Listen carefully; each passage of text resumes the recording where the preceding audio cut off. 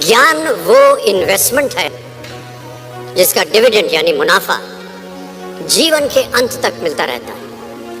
मैं ऐसा मानता हूं कि एक सामान्य जिंदगी जीने के लिए इंसान को रोटी, कपड़ा और मकान के अलावा अगर किसी चीज की सबसे ज्यादा जरूरत होती है तो वो है शिक्षा, एजुकेशन। आपके पास यदि धन है तो आप उसे गोल्ड में कन्वर्ट कर सकते हैं।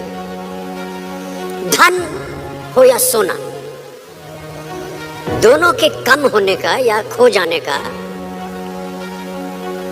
डर हो सकता है, पर यही धन को अगर हम नॉलेज में कन्वर्ट करते हैं तो वो कभी कम नहीं होगा और ना ही उसकी चोरी हो सकती है।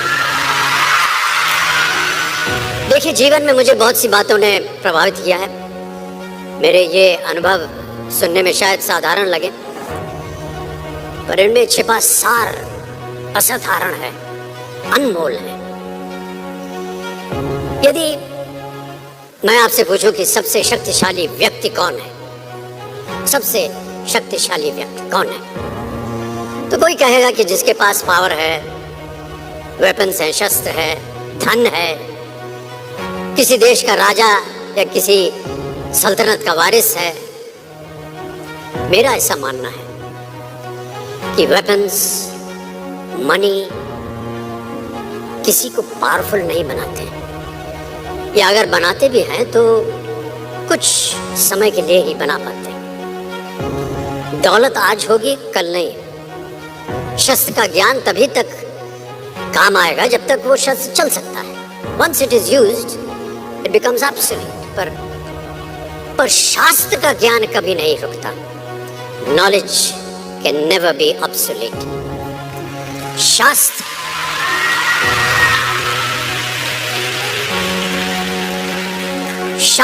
ज्ञान शस्त्र ज्ञान से ज्यादा असरदार, प्रभावशाली और शक्तिशाली होता है।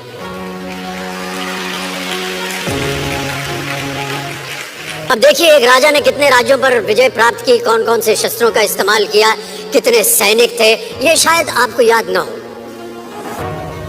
पर जीरो की खोज किसने की, बल्ब का आविष्कार किसने किया, राष्ट्रगान किसने लिखा, ओथेलो, मैकबेथ की रचना किसने की, ये आपको जरूर याद रहेगा।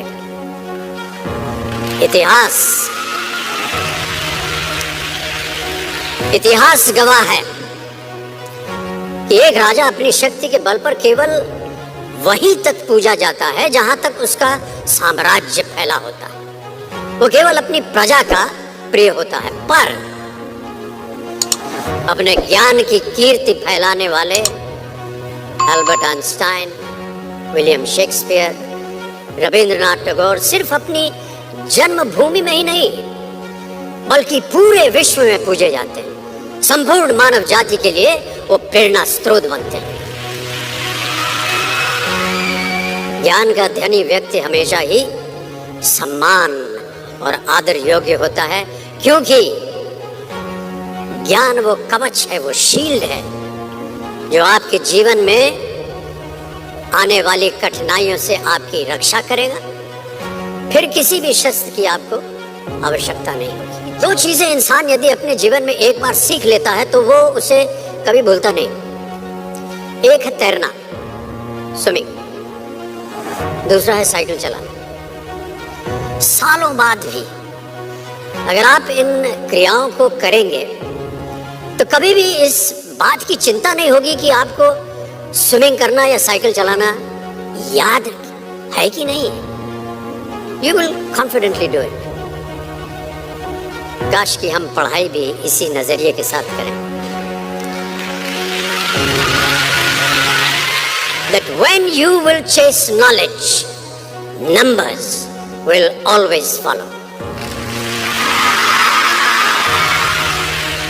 देखिए, महाभारत में जब गुरु द्रोणाचार्य ने एकलव्य को अपना शिष्य मानने से और अपने गुरुकुल में लाने से इनकार कर दिया था, तो एकलव्य ने क्या किया, अपने गुरु की प्रतिमा, एक मूर्ति बनाई और केवल उस मूर्ति से प्रेरणा लेकर ही धनुर्विद्या सीखने में वही सफलता प्राप्त की जो बाकी योद्धाओं को द्रोणाचार्य के गुरुकुल में रहकर हुई।